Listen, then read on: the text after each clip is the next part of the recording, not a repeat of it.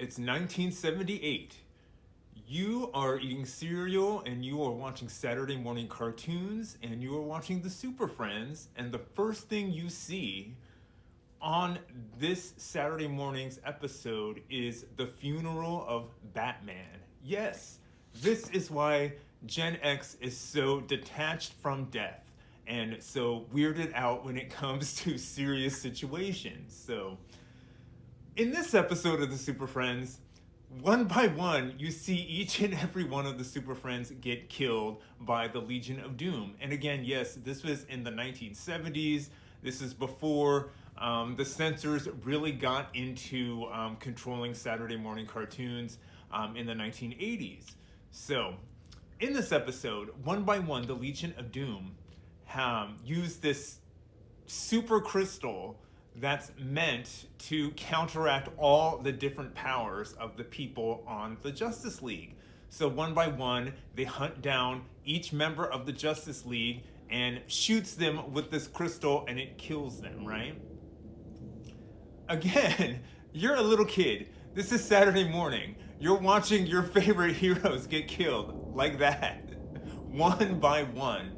And also, this reminds me of maybe 1984, the Transformers movie, when suddenly Optimus Prime gets killed in the middle of the movie, and you have to deal with that before you get to the end. So, again, the Legion of Doom, they're slowly killing off the Super Friends. They're having a meeting, gloating.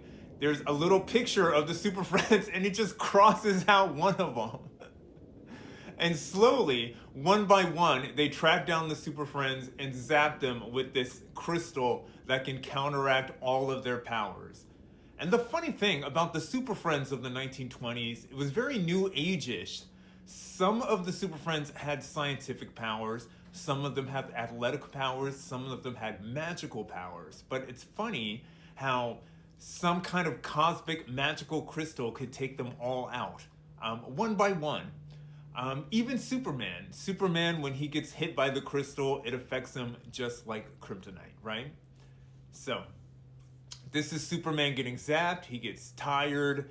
The other Super Friends come in over to try to help him, and they get their asses kicked by this crystal and the Legion of Doom. And the funny thing with the Legion of Doom is when they take over the planet, they try to take like half of the world's like wealth. And the funny thing is, like, that makes the rest of the world completely like broke.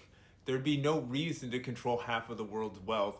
You would just want to have like autonomy of the entire planet rather than just be the wealthiest person on the planet. By the way, this is Lex Luthor. After he took out Superman, he took out Robin.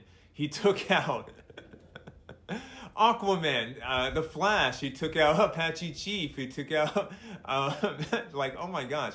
He took them all out, basically, with one zap of this magic crystal, right?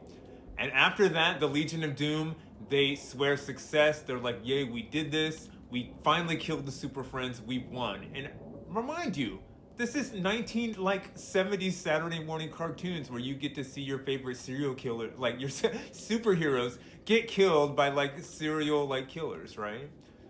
So, some mystery man goes into the sewer where Lex Luthor drops the crystal, takes the crystal, and launches it out into space and just gets rid of it, right?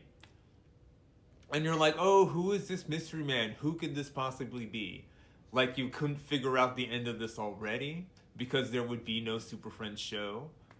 And again, the show is called Rest in Peace. The entire beginning of this Super Friends episode is called Rest in Peace. So, these are the United Nations. These are the heads of the United Nations. They are at the Legion of Doom. Like, the Legion of Doom is like, give us half your money. The United Nations is like, we can't be having that. Like, we can't run the world, like, on half. We can't be doing that.